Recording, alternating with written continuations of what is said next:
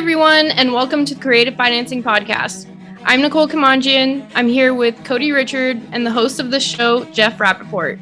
This is episode 214, and today we're going to be doing some role play on talking to sellers. While listening to this episode, if you have questions, please head over to our Facebook group, the Creative Financing Podcast. If you're not part of that community, just search the Creative Financing Podcast in Facebook and ask to join. We're going to have live sessions on the second Thursday of every month in that group, so please bring your questions to ask Jeff. If you're watching this on YouTube, you can ask your questions in the comments below.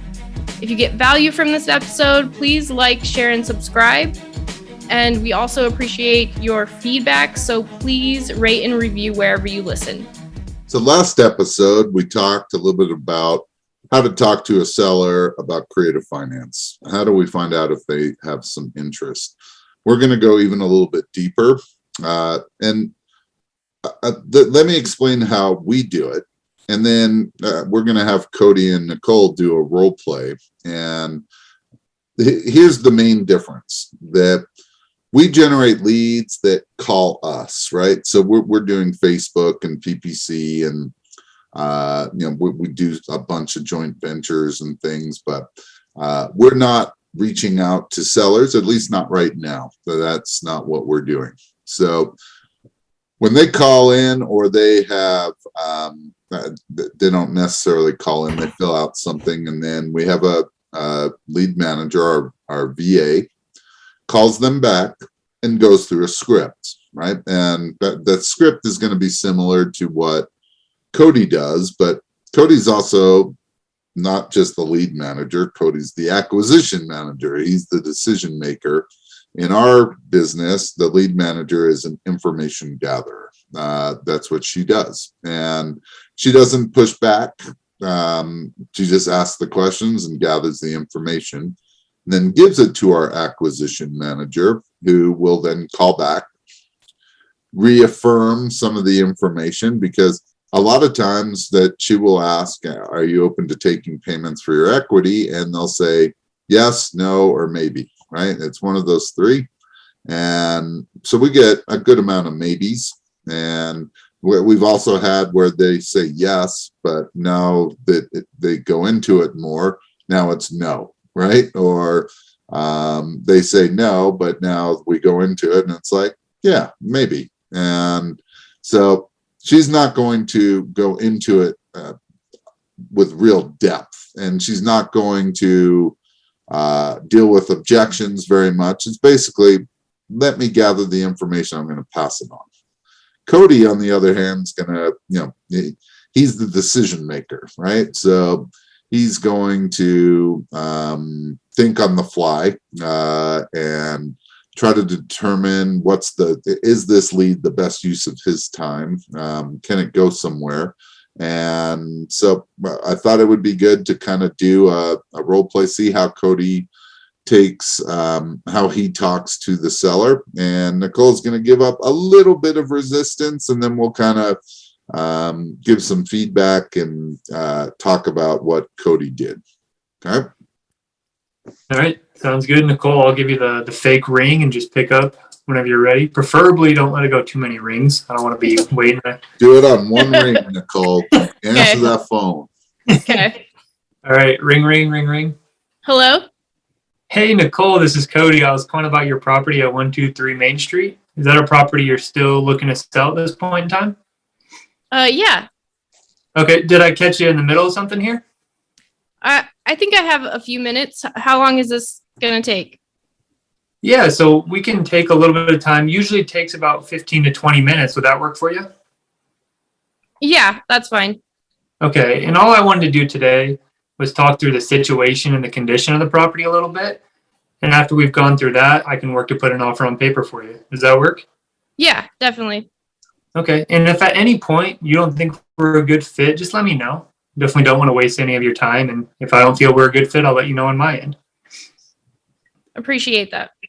Yeah, and so for this property, I saw the 3-bed, 2-bath, about 1,800 square feet. Is that correct? Yes. Okay, and is this somewhere you're living personally, or is it a rental property for you? No, it's a rental. I've had it for about 5 years now. Okay. Are the tenants in there? Are they on like a month-to-month lease or an annual lease? They're month to month. They've been there for about 3 years now, and I haven't really raised rents or anything, so they've always paid on time, and they're not a problem. Okay. I mean, it sounds like a good property. Sounds like you've got good tenants. I'm curious, what makes you want to sell at this point in time? I'm actually looking to buy another property closer to where I live. Okay. Gotcha. So you've already got it identified and everything? Not yet. Still looking. Okay. Gotcha. And do you have a timeline that you're looking to sell this property on and buy the new one? Nope. Just seeing what I could get for this property. Okay. Gotcha. And do you have an idea? Have you thought through it all what you're looking to sell this property for? I think the asking price of what I have up there, the 250,000. 250,000. Okay. And I'm sure you're pretty familiar with the area. What do you think the property's worth once it's all fixed up and everything? Well, a property up the street that's kind of similar to mine, I saw on Zillow sold for the same amount, so I figured mine could go for the same. For 250? Yeah. Okay. Being that it's a rental, I'm sure it's got a little bit of work that needs to be done.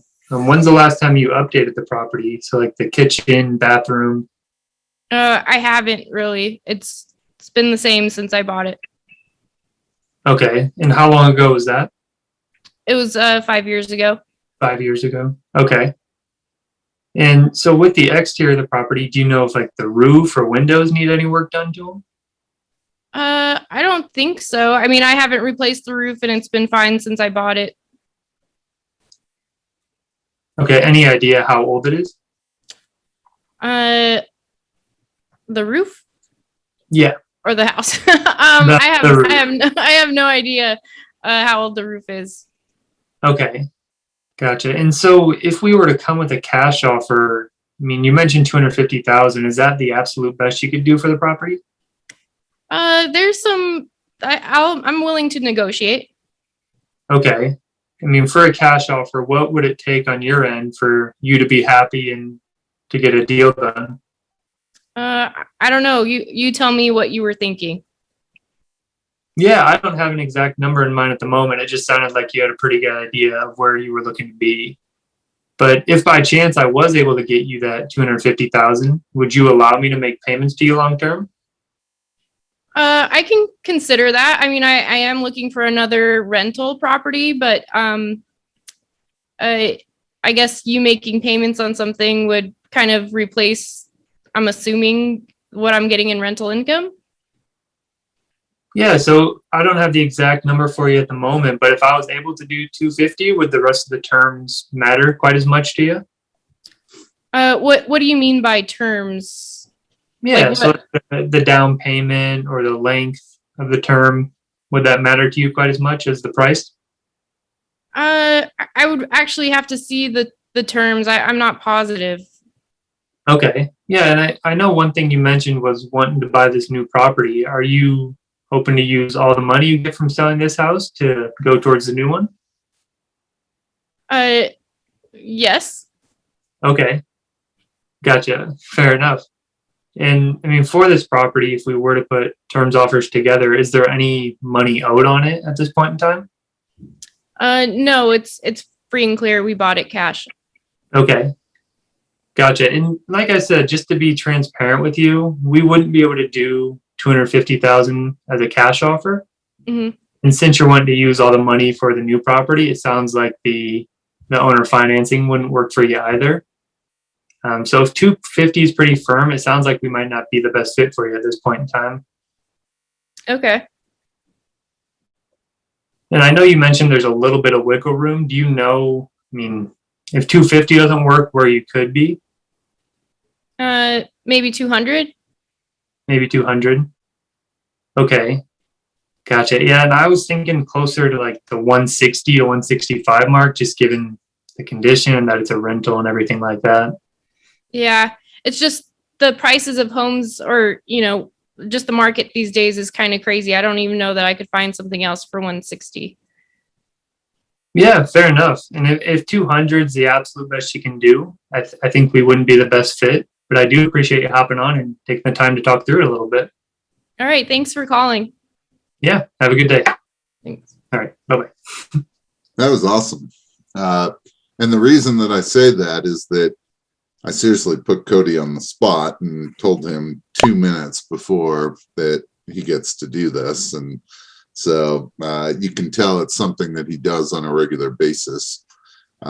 He has no script in front of him, so he's probably real comfortable talking to sellers on the phone.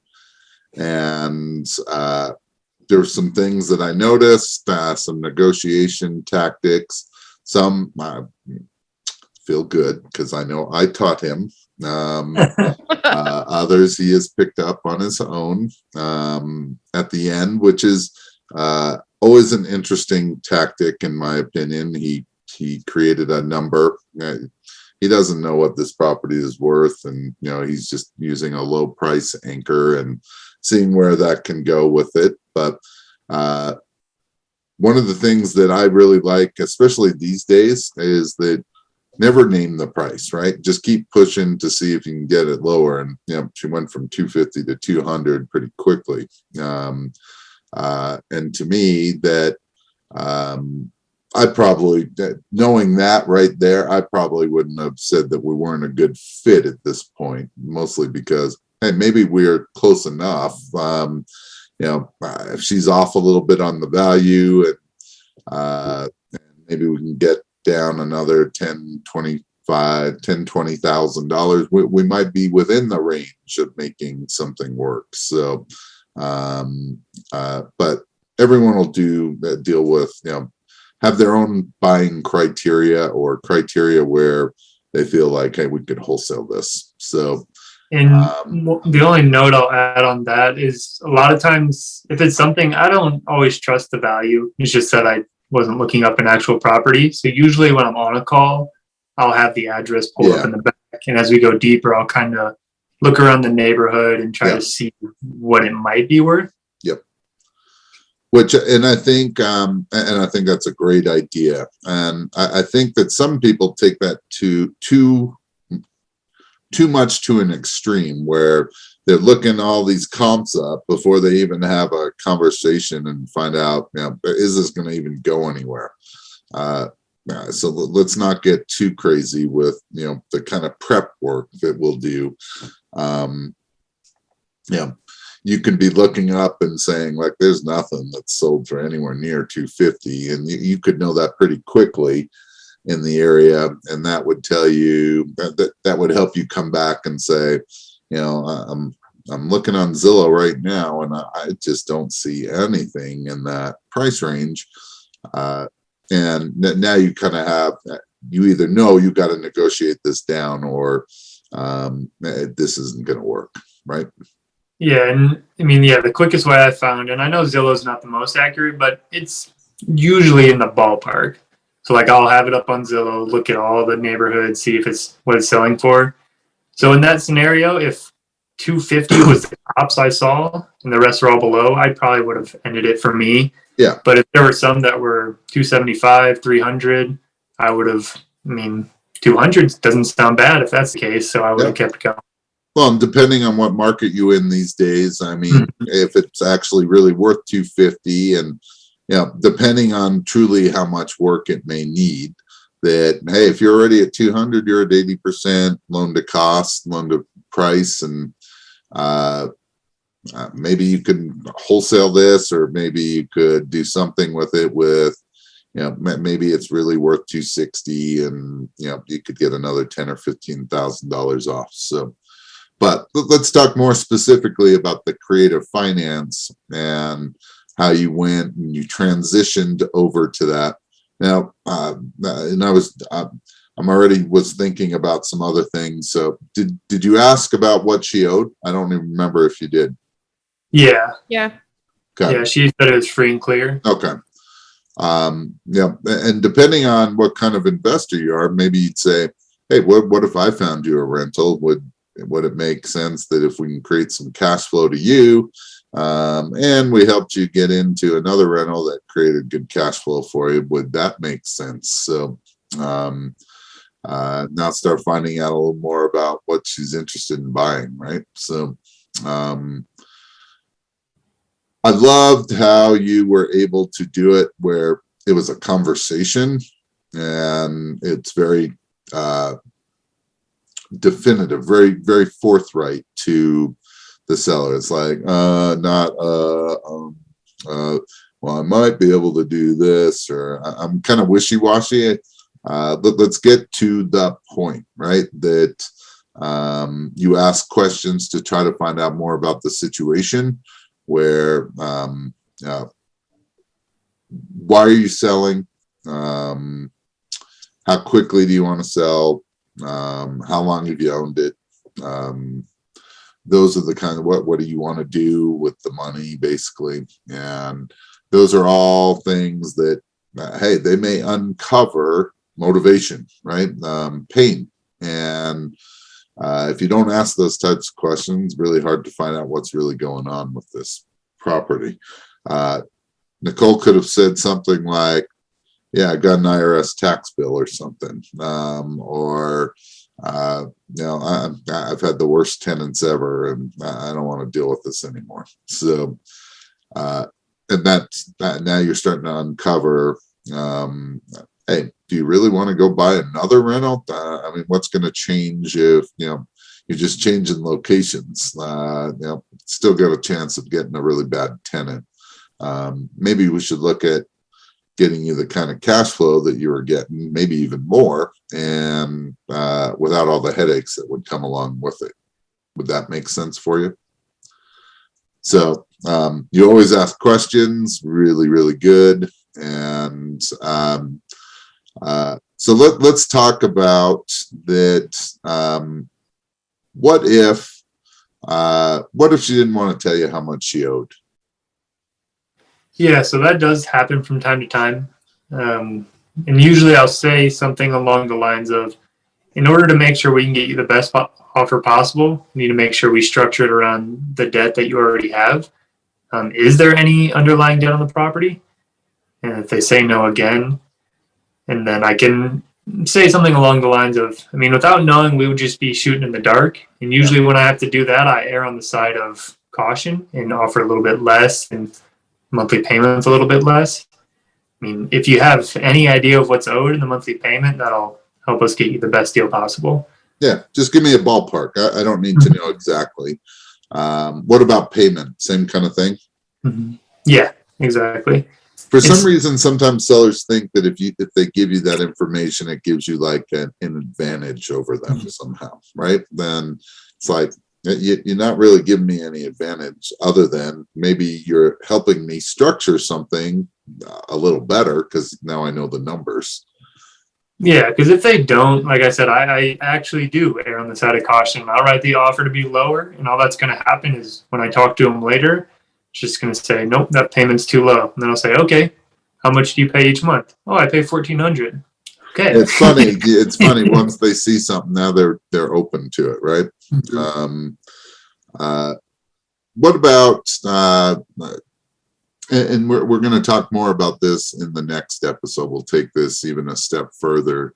So maybe I'll just hold off and we'll deal with creative finance objections next episode. Nicole, let me ask you, did you learn anything from doing that role play with Cody based on what he does compared to maybe what you do?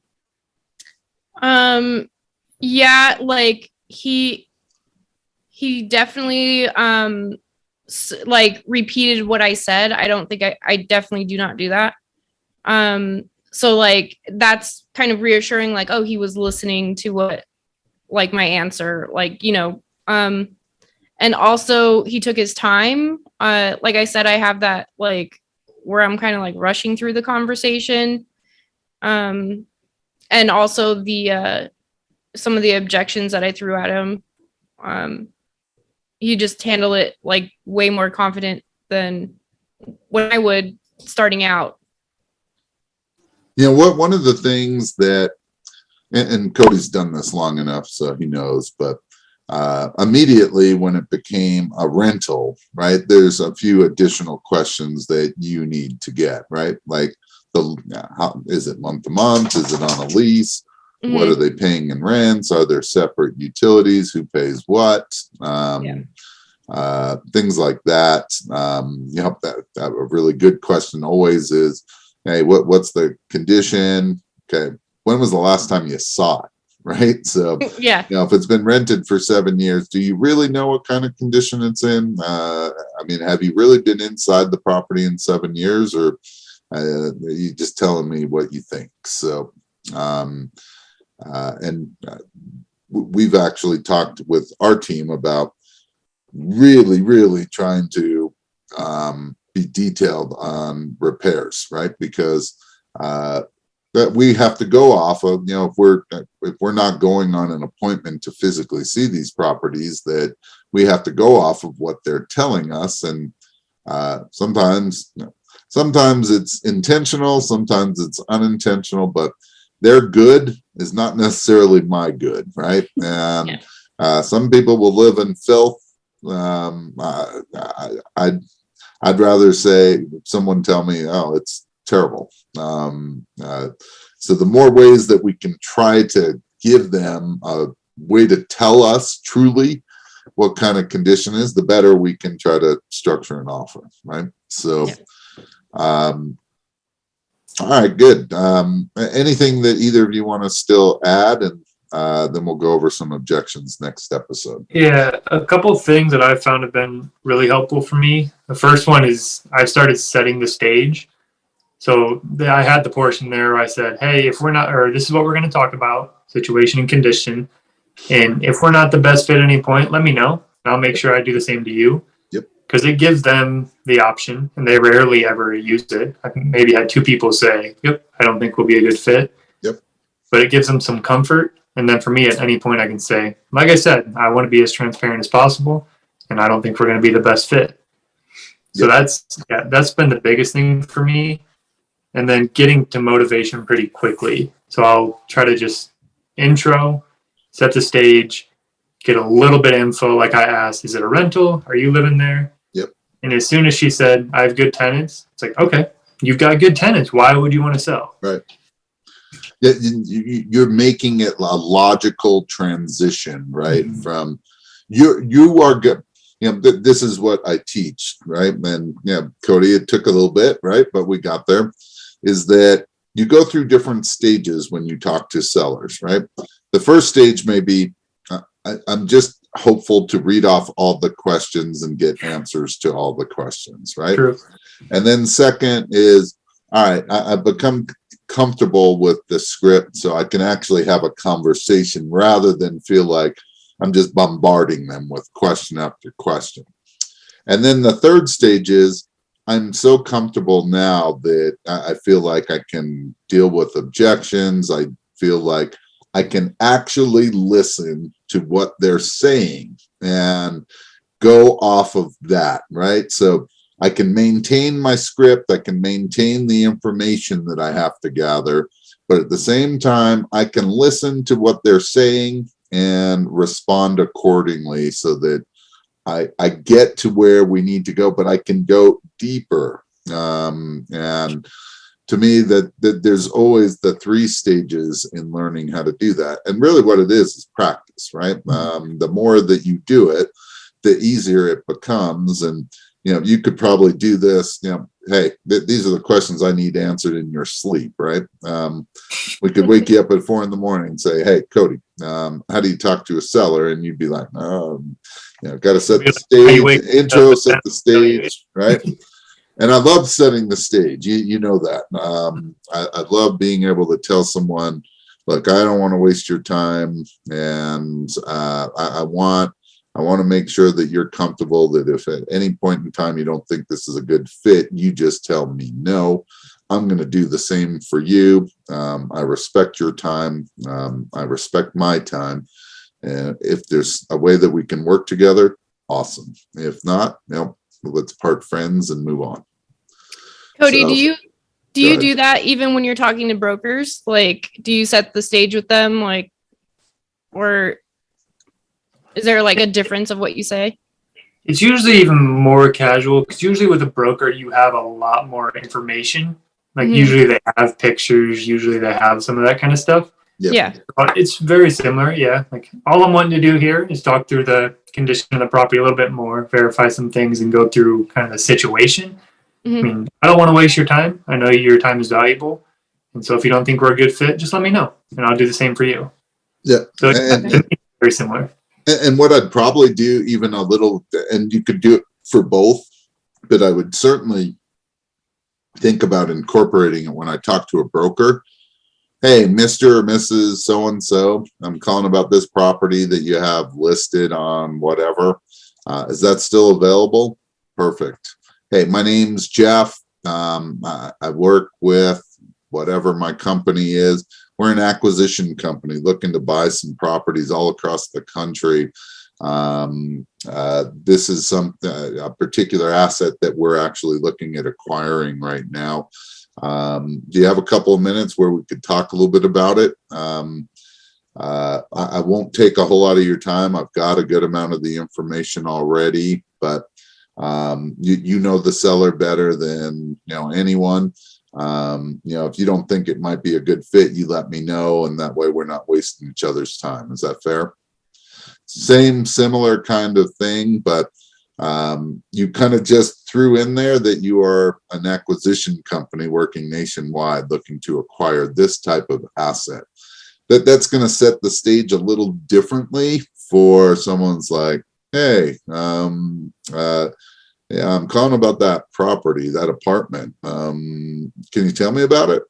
So, you want to sound a little more professional when you're dealing with the brokers because, we're dealing with a particular broker right now, and they have asked for all kinds of stuff. And it's like, I've already submitted an LOI. It's like, are we even on the same page? Are we even close? Because I don't want to jump through all these hoops if we're not going to be able to move forward. You haven't provided me with anything, right? The market's good. Buyers are, I'm the buyer. Are you actually selling something that you can back up, right? Because they're not just asking for proof of funds. They want schedule of properties. They want to know referrals and experience and blah, blah, blah. It's like, wait, this is a cash deal. What do you care? Right? So that's probably because it wasn't set up extremely well from the beginning, where they didn't come across as being professional. And so the more professional you can come across, maybe you bypass some of all that. Jeff, for our listeners who are just starting out and wanting to learn how to talk to sellers, I know you teach this in the apprentice program. That's how me and Cody are learning. But are there other resources that you would maybe suggest on, I guess, I don't know if cold calling is the appropriate term, but. So to me, this is pre-screening, right? It's not cold calling. To me, is pre-screening, but with an intro, right? The intro to hope to get to the pre-screening part. And so, yes, I mean, every real estate educator, for the most part, will teach this to some degree. There's plenty of resources on YouTube and whatever. I think the difference between what I like to teach and what many others do is that I feel like this is a big skill. This is more important than people truly understand. And in a lot of the other programs, it's like, here's the script, just start calling. And I'm like, here's the script, learn how to use it by practice. And I don't know if there's a right or wrong, but that's my philosophy. And I feel like it works well for people. So the more that the three philosophies that we focus on in the apprentice program are being able to generate leads, how to talk to sellers, and how to structure offers. And if you're good at those three things, and when I say good, very competent to expert, right? That you will be able to make money in the real estate business ongoing. And I don't care really what it is that you want to do. There will be a need for your services somewhere where you can use those three skills to make money yourself. Everything else can be either joint ventured or bring on other people to help handle that. But those three skills will make you money in this business. All right. Any last words? We'll wrap this thing up. Nothing on my end. All right. Tune in next episode. We'll dive into some objections. Go out and create some terms.